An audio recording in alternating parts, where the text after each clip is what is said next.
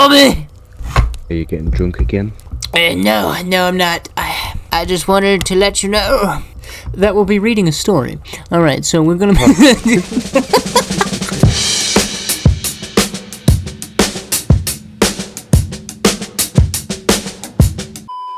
Alright. This one's about God's food. There was once upon... Oh, that threw me off. I didn't even get past the first sentence before I fucked up. There was once upon a time 2 sisters, one whom had no children and was rich, and the other had 5 and was a widow, and so poor that she no longer had food enough to satisfy herself and her children. In her need, therefore, she went to her sister and said, "My children and I are suffering from the greatest hunger. Thou art rich. Give me a mouthful of bread." I'll give you a mouthful of something else. The very rich sister was a hard as stone and said, "I myself have nothing in the house." And I drove away the poor creature with harsh words. After some time, the husband of the rich sister came home and was just going to cut himself a piece of bread. I thought that was going to take a weird turn. But he's going to cut himself a piece of bread. But he made the first cut into the loaf. Out flowed red blood. Oh, it is taking a weird turn. Whoa, plot twist. Oh. When the woman saw that, she was terrified and told him what had occurred. He hurried away to help the widow and her children, but when he entered her room, he found her praying. She had her 2 younger children in her arms, and the 3 older ones were laying dead. Oh, God, that was a fucking right turn. What the hell? Oh, it's fucked. That's fucked. He offered her... Oh, my God. This one's a gnarly one. He offered her food, but she answered, "For earthly food have we no longer any desire. God has already satisfied the hunger of 3 of us, and will hearken to our supplication.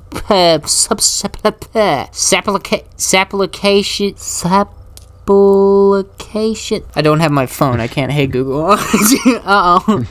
Scarcely had she uttered these words, and then the 2 little ones drew their last breath. Whereupon her heart broke and she sank down dead. I gotta flip the page. Wait, that's the end of the story? That was a short one. Wait, that's the end of the story? That's the end of the story? Hang on, is there like a page stuck to get? No! That's the end of the story!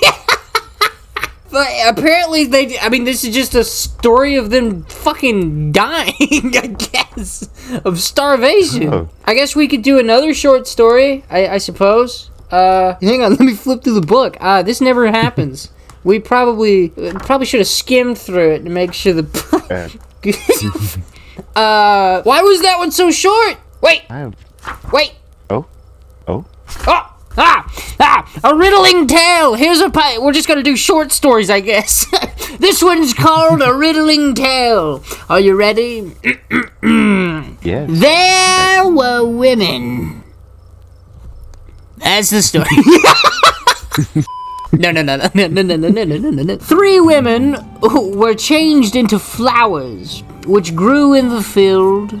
But one of them was allowed to be in her own home at night.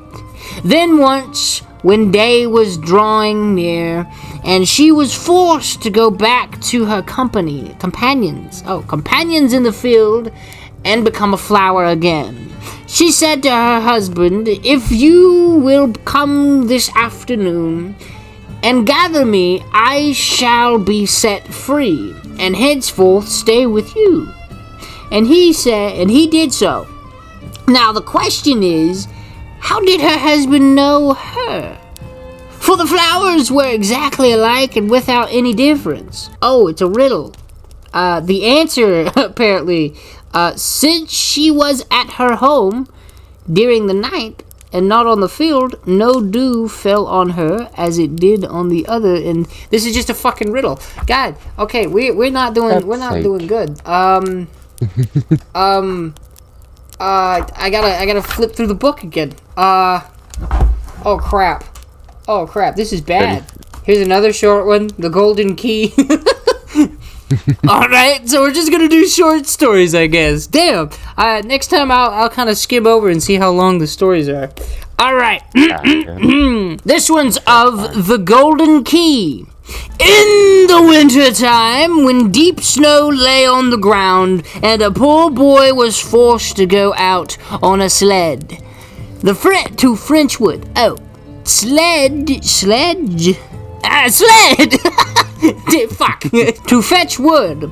When he had gathered it together and packed it, he wished, as he was so frozen with cold, not to go home at once, but to light a fire and warm himself a little. So he scraped away the snow, and as he was thus clearing the ground, he found a tiny golden key. Hereupon, what the fuck is that word? Hereupon. Oh! Hereupon, he thought that where the key was, the lock must be also, and dug it in the ground, and found an iron chest. If the key does but fit it. Whatever. If the key does but fit it, thought he, no doubt there are so precious things in that little box. That's what I said about your mom's muff. He searched, but no keyhole was there. At least he discovered one, but so small that it was hardly visible. He tried it, and the key fitted it exactly, and then he turned it and once round, and now we must wait until he has quite unlocked it and opened the lid, and then we shall learn what wonderful things were lying in that box. That's the end of the fucking story. This one was bad. This is a bad episode. Oh God. Blue balls everywhere. Blue balls everywhere.